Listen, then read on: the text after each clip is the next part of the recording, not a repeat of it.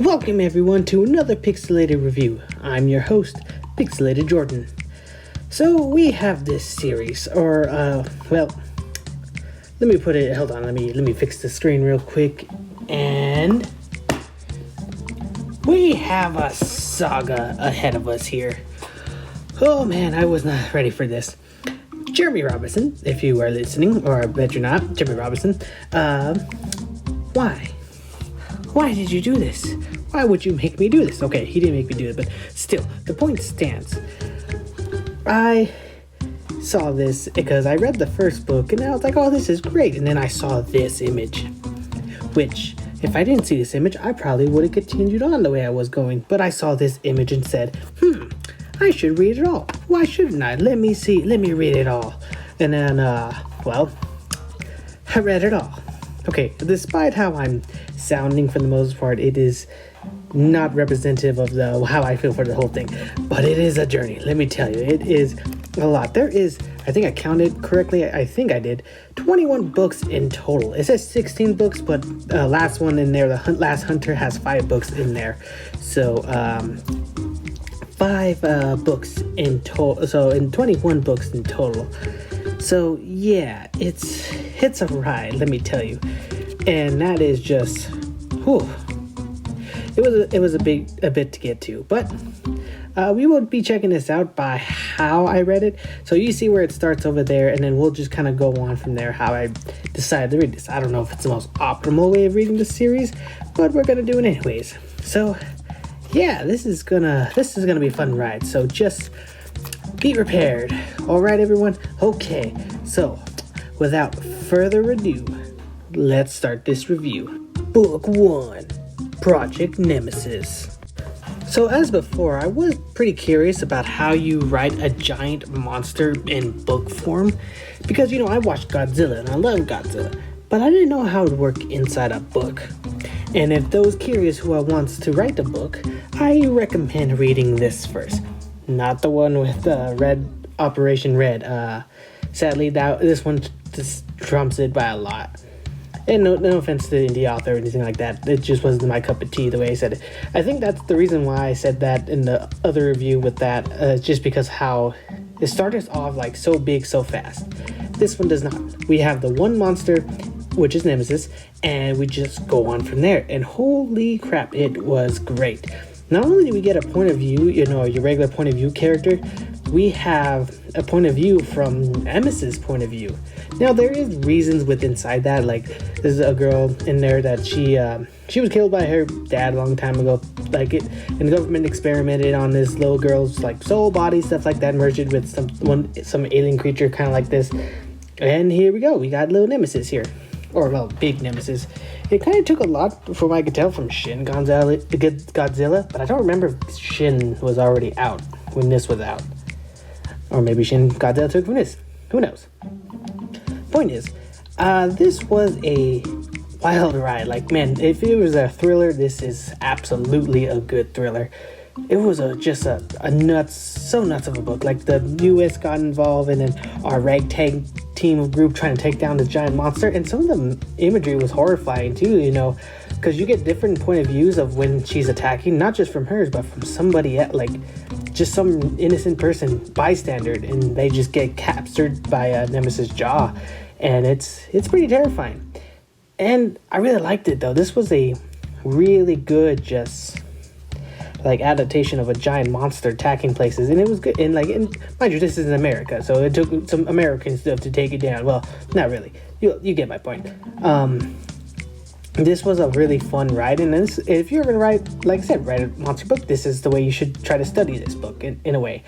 Had a lot of fun, and one thing for sure I gotta say, Jeremy Robinson writing, I love. His characters are funny, his characters are outgoing, and it grips me into it because I just love the way he describes it. It's simple, gets to the point, and his characters are funny, laughing all the time, and the combat's fun. And that's all you need for me to be pleased, honestly. You don't need in-depth characters for everything. Sometimes you just need that charm factor, and then that's all you need from me, and I'm going to be having fun. And yeah, this whole book, great. Fantastic entry to the series.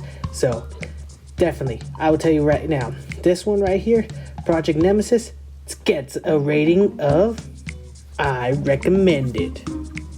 Book 2, Project Mygo. Now, I know what you're thinking, Jordan. Isn't there a book before this? Yes, you're right. It is Island 731, and I accidentally skipped it because I did not know this was a part of the universe before I saw this image. So I saw this image after I read Project Mygo, and I was like, oh, no wonder some of the stuff didn't make sense. So by going into it, there was some context that were missing for me. So this is a warning for anyone who wants to start the series to, start the series from Project Mygo. Wait, Jordan, not Project Mygo. You said Project Nemesis, then Island 731. Come on, man, me and my brain sometimes, right? Anyway, yes. Project Mygo is a lot of fun, though it did what Operation Red did. Sorry about that. And it went too big, a little too fast. There's 3 monsters, and then there's like a human monster involved with one of the lieutenants from the first book, and it was fun, but it just went too big, too fast for what I wanted. I feel like if you're gonna add more monsters, it should be a big climactic thing until you build up to that point. This one kind of just introduced the 3 monsters of the child of Nemesis, and though it was a lot of fun, I gotta admit it was a lot of fun to see these giant monsters fight. It's just that some of the side stuff where the characters from Island 731 came over here, it just kind of put me off because I kind of didn't understand what was going on, and I had no idea what happened at 731. So a lot of my context were missing at the time of enjoyment, but overall I can still say I enjoyed the characters and I still enjoyed the fights. It just, I lost so much context that I did not know what was going on or what was A to B from some points. So it did kind of take me out of the experience. So I'm only rating this by what I read first, so take that with a grain of salt. All right, thank you. All right, cool. So the rating for Project Mygo is Island 731. Okay, this is where context was missing here. And Island 731. It was a lot of fun. Hey, that rhymed. Let me write that down. Anyway, 731 was just a wild ride. Basically, just a bunch of chimeras on a giant island from World War II. And it was great. It was fun.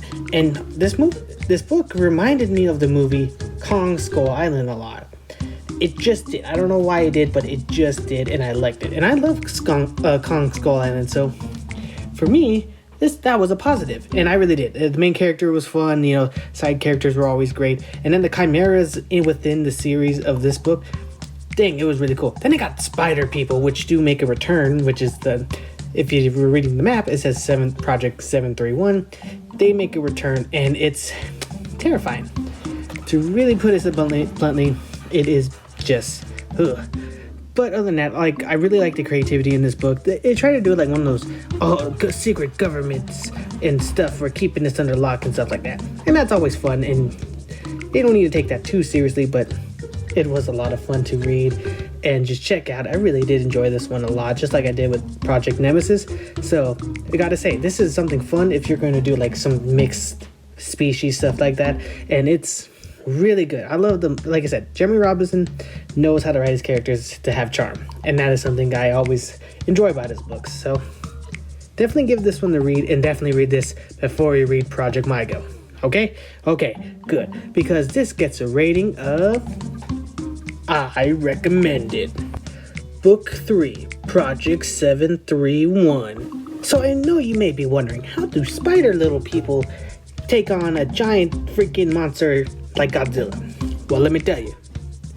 It's because they have these little things on top of their tail that impregnate things very, very, very, very, very, very fast.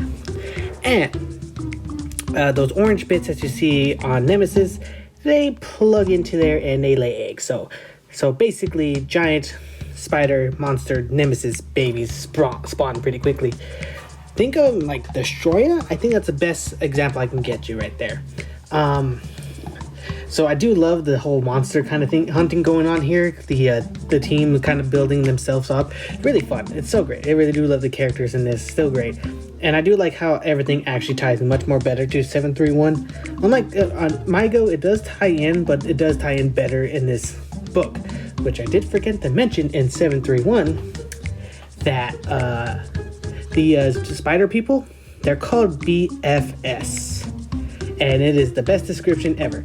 You know the BFG? Yeah. This is the BFS. And they are big freaking spiders. And I'm pretty sure you can drop the F for something else, and you know what it is. Point is, it is very accurate. What is this one? Well, we're just calling it an even bigger BFS. Let's go with that. And honestly, it is a lot of fun. And this thing is incredibly fast. Like, Jeremy Robinson has a really fast-paced writing. And this book right here is much more fast than usual. However, the way that the BFS do run, they're just fast all the time. Like, they were fast at the end of 731, and they were fast over here. I do like how they did tie it in, because at the end of 731, the BFS were on a boat. And now this boat finally got over here to the main islands, and the mainland, and started wreaking havoc finally. So, overall, this one book did take like a really fast-paced already that it already was into an even bigger fast pace. And the cool part is with MyGo and Project MyGo, there was they split in Project MyGo. MyGo was the girl who died. I told you about, like, that was a kid she did, and now she's kind of technically back. It's a weird scenario, but Nemesis now feels alone, which is kind of cool, and not cool, but still. But it has the thing of the monsters things. And there was this other character, he's leaving my head right now, I can't remember his name, but he's basically a giant monster lover. Like, not in that way, don't think that way. But he loved Nemesis, and he always wanted to team up with Nemesis in a sort of weird way. And ever since then, Nemesis has been looking for someone to kind of mind that relationship back up. First, MyGo was kind of there, and then now it's...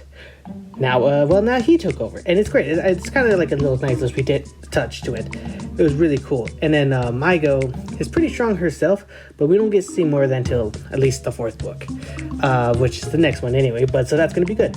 And then there's a cat lady. I can't remember her name now on top of my head. Lily. I think her name was Lily. She kicks butt. She was super cool in the 731. She kicked butt in MyGo, and she kicked butt in 731. So overall, very, very, very fun thing going on here, but it gets crazier. I promise you, from now on, it's going to get even crazier. So I give this book, Project 731, a rating of, check it out, Book 4, Project Hyperion. So let me ask you something. Do you like aliens? Do you like tech from the past? How about Atlanteans tech? Well, this has all that and more.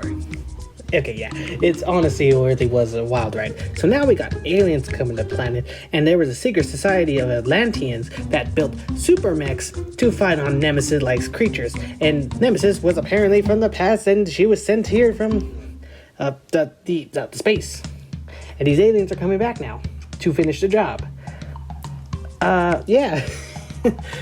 That was a lot to take in one book, wasn't it? Yeah. So, but honestly, it's pretty cool. I really did like this a lot. This book was a lot of nuts and a lot of crazy.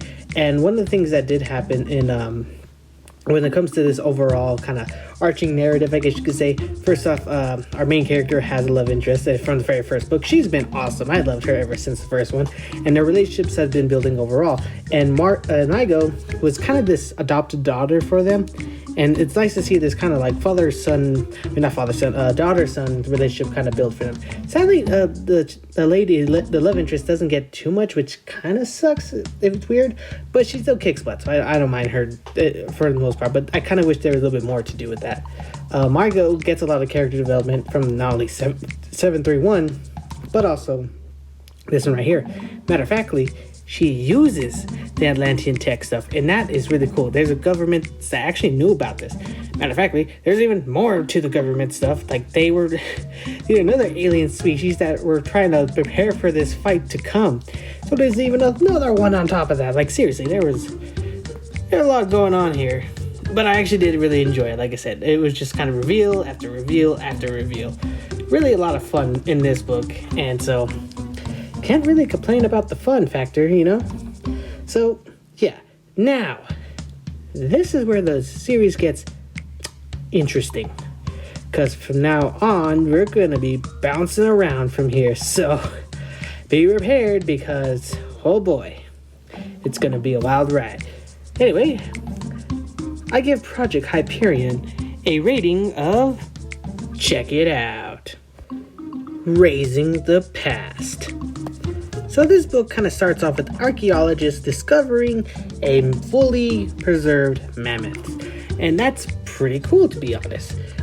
So one thing leads to another. There was an avalanche, and then we get on from basically the main point of the plot. It's a bit slow at the beginning when it comes to the mammoth stuff, but it's to establish characters. Though, I will admit this, the Raising Past main character and love interest feels a lot like the one from 731. Tough dude who can take on the world and be tough and stuff like that, and then the female counterpart who needs help sometimes, but she's also told she can kick some butt if she needs to. So overall, cool. Plot, it's okay.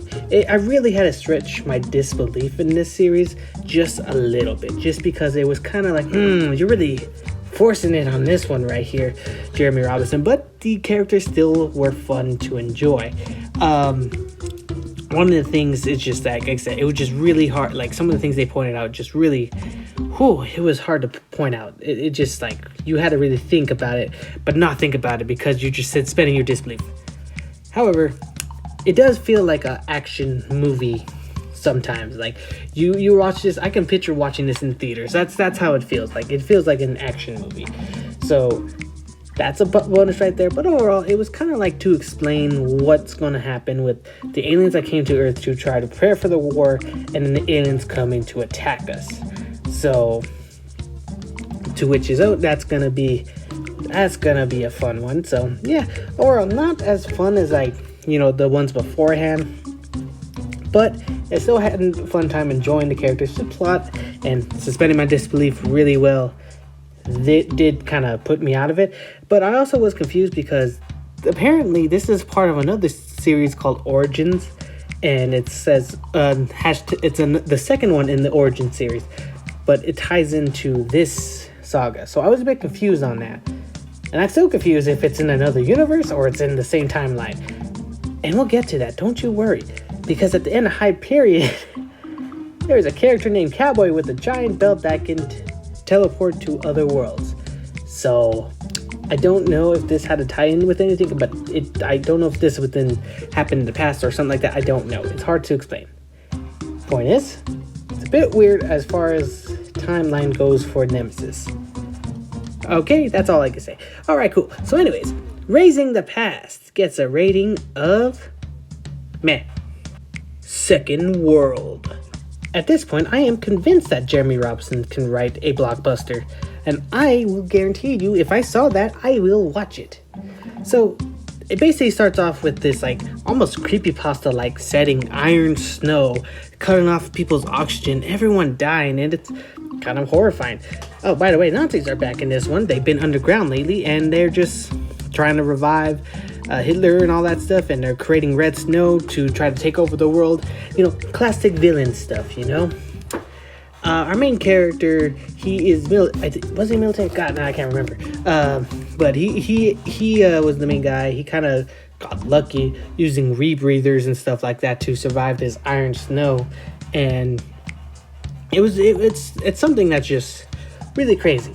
But he ended up getting to some land and all that stuff to actually start being able to do a counterattack of sorts on the Nazis that did this. And overall, the journey is definitely fun. I do like this. And there's the character of Cowboy that I mentioned for Hyperion's ending. He's in this, and it's a lot of fun too. He is just cracking jokes. He is great. He is the best character in the first book. Love this.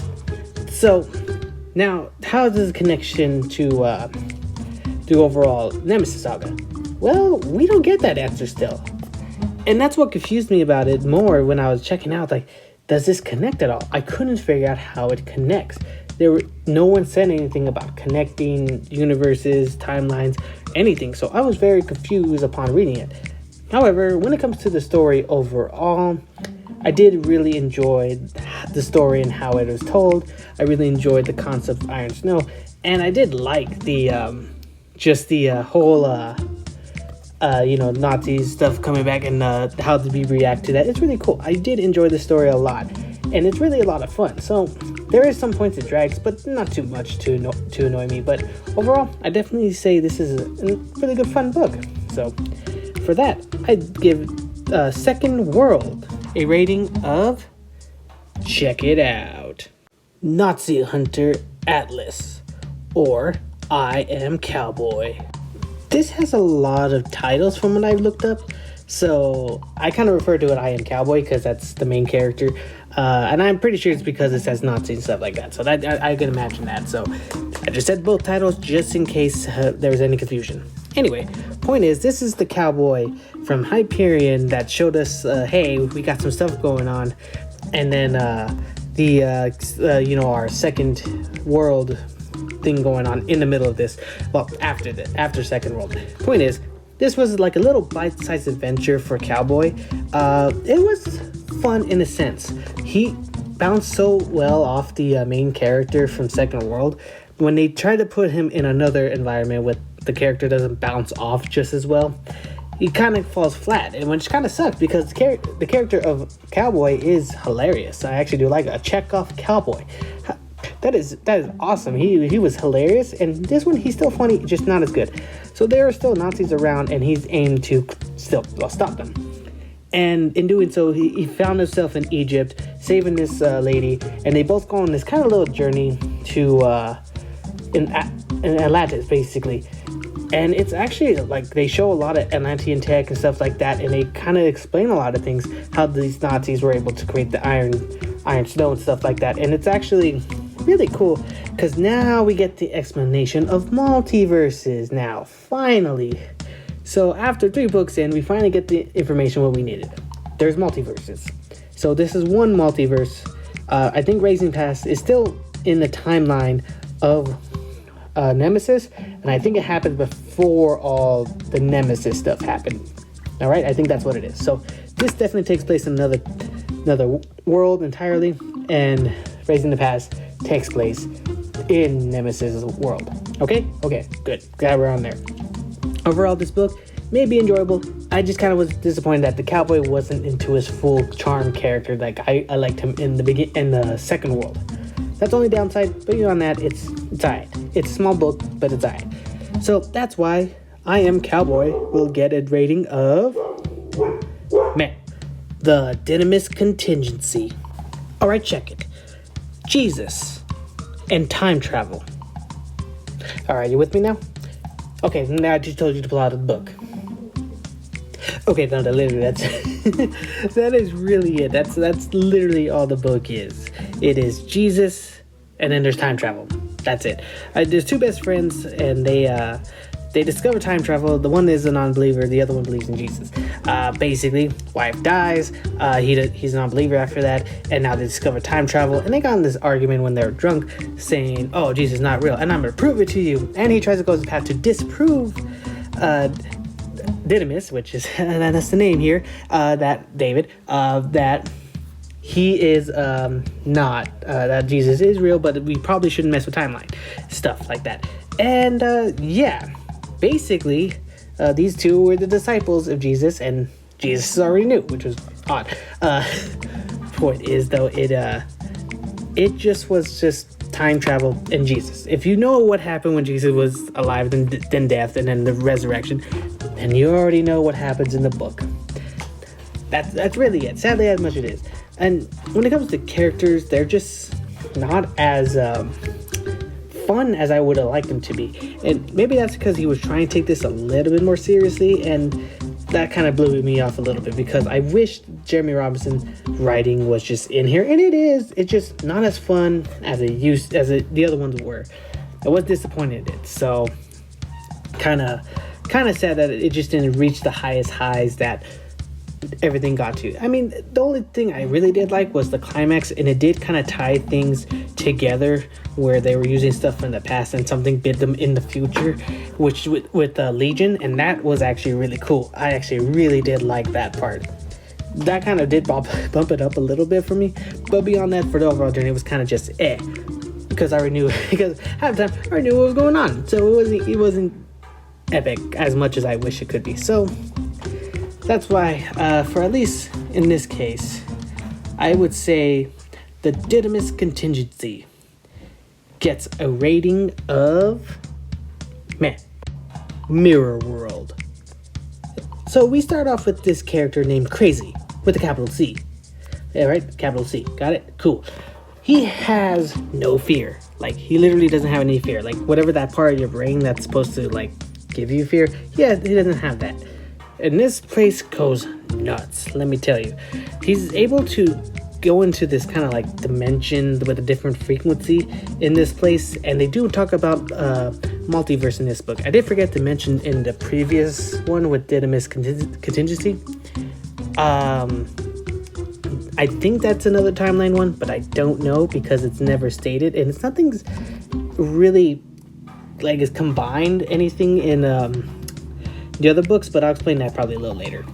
Anyway, Mirror World, it has a little frequency of these other little creatures who cause fear and who's about to actually erupt the world with mass chaos of fear. And that's obviously bad. People do dumb things when it comes to fear. So they're about to have a nuclear war with Russia, US and Russia. So let's stop these creatures from doing that. Cool. Anyway, I do like kind of the concept of, teleporting to these different frequencies and stuff like that, and how Crazy actually just was wiped out as this sleeper agent and stuff like that, and like how he's been doing this project on and on and on and on until they finally kind of did the right thing now and wiped his memory of all of it, and then it's a long process. Point is, it was a lot of fun. I love the concept. Crazy is great, and I'm happy to see like a Jeremy Robinson writing kind of go through being this book entirely.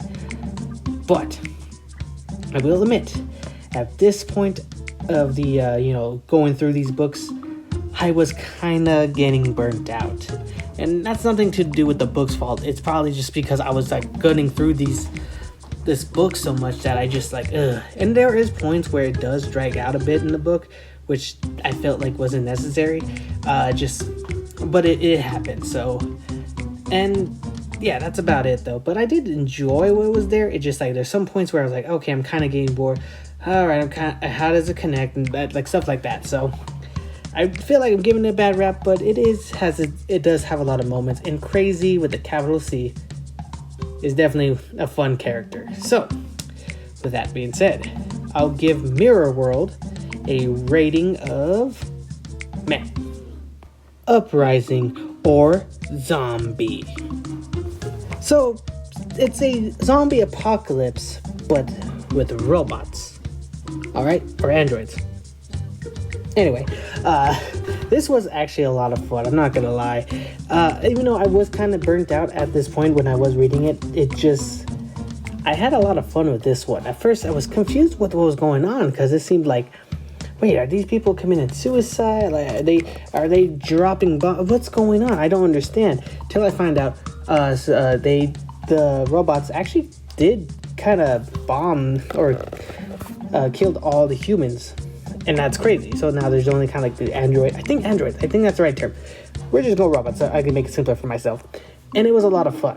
The robots, they took over, and now there's this basically zombie virus. Like, it's a zombie form. It's a virus form for zombies. It's crazy, and it was a lot of fun. Like, at first I was confused, like I said, and then the world started to branch out more, expand more, and I just started having fun. And the character was like this really nice individual, and he was actually one of the immune ones, and he was so good at what he was doing, and I really enjoyed it. Like, he questioned about, am I human? I have a soul and stuff like that. It's one of those really fun stories where, like, they do I guess you can say inanimate objects. Are they sentient? Are they sentient enough to be human? Stuff like that. And overall, this journey of this book was a lot of fun. It was very creative when it got to like definitely its climax and stuff. And the world is really fun and imaginative. And like I said, I had fun because of it's like is virus zombie, like it's a virus in the computer base, and it just made them zombies. It's the simplest I could say, and I really did enjoy it. So it was simply a lot of fun, and I gotta say I enjoyed it. But yeah, this was the point when I was checking out the series that I was like, oh, I'm really just tuckered out now, because not only did I have a trilogy to go through, but I already knew, because I checked ahead of time, that The Last Hunter had 5 books. So I was already going, oh man, I don't know if I can do it. But I did power through. So we're gonna go on the top first with the what I call the Jack Siegel or something like that. I don't know how you pronounce it. Trilogy, and then we're gonna go to Last Hunter. Okay, let's do this.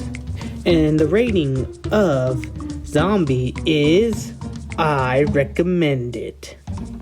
Book 1, 2, and 3.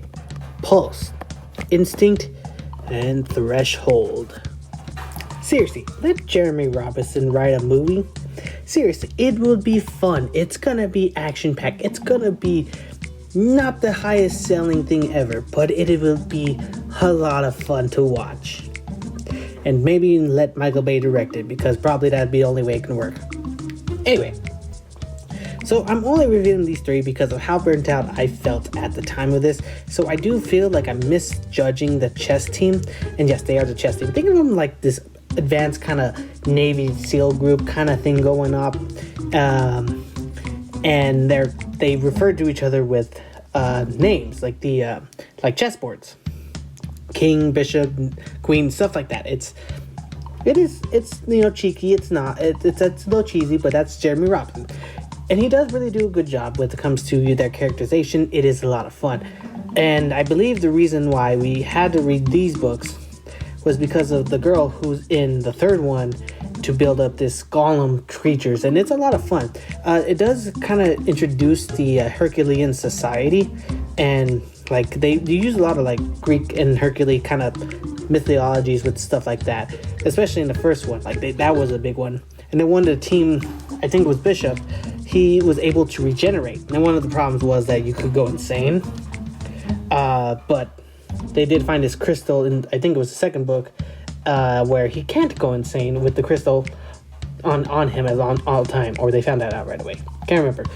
Point is, the story was definitely there. It's just that I was so burnt up that I just wanted to get done. So, and like I said, I think I did like the series, and I wanted to continue the series. However, I was when I looked at this again, the chess team has their own interconnected universe connecting to a big climax, and I said, nope, not checking that one out anytime soon. So we're gonna leave it with the trilogy for now. Okay. Generally, if you like action-packed stuff like this, like I would say you could see something in a Michael Bay movie. This is actually a fun series. I really did enjoy this. So, but like I said, it's hard for me to kind of misjudge. I feel like I am misjudging and representing this series just because of how burnt out I was. So, to that being said, I do recommend it if you would like some fun, just high fantasy. Like I don't know if it's high fantasy, just power fantasy in the series with teams and stuff like that. This is definitely for you. There's a lot, like I said, there is fun creativity there. It just at the time I was kind of burnt.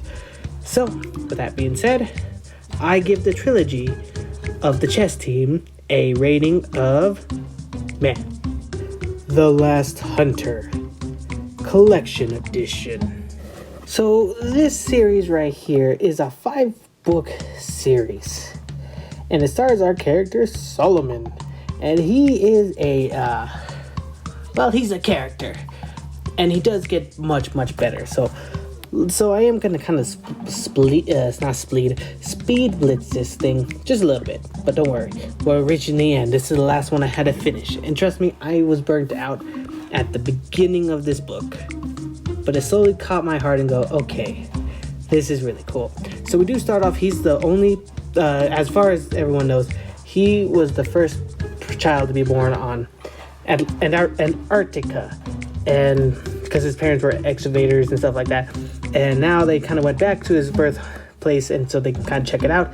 He gets adopted, and he goes into the secret society of Antarcticans, and they're hunters and stuff like that. And it does use kind of Greek mythology stuff, but they use it in a different way. I don't like when books use Greek mythology because I don't know why. North and Greek, I don't have a lot of fun with them. I think it's Greek. Now I'm thinking North. I don't remember. Sorry. Point is, I don't like any of those things because I kind of feel like it's boring for me. I don't know why. Anyway, but they do use it in a really kind of fun way, other than like the story of these Norse gods or Greek gods being what they were. They're actually not like they're just kind of big monsters that are just really strong. So like Zeus, Thor, and stuff like that. They're really just ugly looking beasts, and they just really hit hard, and that's really fun. So I definitely gotta say the first one wasn't as good. It just kind of built it up, and then we finally got to the end where there was a split personality. Really was something else. Second book builds upon the idea better. We get introduced to a character named Zinth. He was actually scary at first, and then he ended up being a friend. Loved his character. Really great. Definitely something I'll check out. And the split personality of Solomon and the beast side of him, like the hunter side that they want, it went crazy there, and I really did enjoy it. The third book even got better. Like, it started building up the world more and more, and crazy things started to happen. There were some parts that I felt slowed down a bit, but overall I still had a really fun journey, and just the fights in there, let me tell you, that was great. And they did use, surprisingly, like they actually used Christianity in this story, which is kind of weird. North and Christianity, didn't expect that to happen, but it really was a big one though. But the fourth one was something that I just fell in love with. That fourth one. That fourth one just, it hit hard, and not only is the world changing, it's just getting better and better every time we get to it, and it's a lot of fun. I have to admit, it's really a lot of fun. So, and then when it got to the fifth book, the final book, climactic battle, everything's gonna decide on if these old monsters are coming back to rule the world, or is Solomon gonna save the world. And it's so much fun. I really did like a lot of it. They used some stuff from North in a creative different way, not just saying, oh, this is Norse mythology. No, it's like uses the name by name alone, and they build upon something. Jeremy Robinson uses it, but built something else around it, which is using those words. Valhalla isn't Valhalla. It is something way worse. But it really is so much fun how he used not only, like I said, that Christianity, like I have that scene stuck in my head just because he wasn't allowed to kill or get blood on this sacred area, which was a really fun fight. And he had this sword but he couldn't kill with it, and it was so cool. It was like a very intense moment. How do you gain the side of it? There's a lot of things I could say. This book really did grow on me, even though I was pretty burnt out by the end of it. I just had fun with it. So admittedly, bored at first, ended up having good. So if you ever do want to check out this series, the Last Hunter collection, or just the 1 book through 5, I really recommend it because it was a blast. And if you're a lore junkie, it's definitely there for you. I promise you, this is an action-packed, gory book with epic fight scenes, and I think everyone, or if you're into that, and I think you will enjoy it. So that is why I'm giving the Last Hunter collection a rating of I recommend it. Book 5, Project Legion. So this is where everything finally comes together. All those zombie robots, all those mirror worlds, all those second world, all those chess team stuff. It finally comes ahead in Project Legion. Thank you. And I gotta say, it was a lot of fun. Crazy, with a capital C, was the MVP, hands down.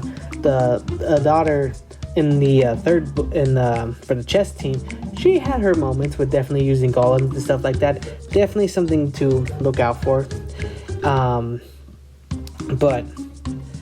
other than that, though, it just kind of got all together, and it was nice to be back at Nemesis territory, because everything was just fun. Everything was intense in its right way. I had a blast watching this series, just going from A to B. It really was just a great time. So overall, I am happy I got to experience it, and I enjoyed the ending for Nemesis. It really was something I thought the monster deserved, because it would just tortured most of its god-forsaken life.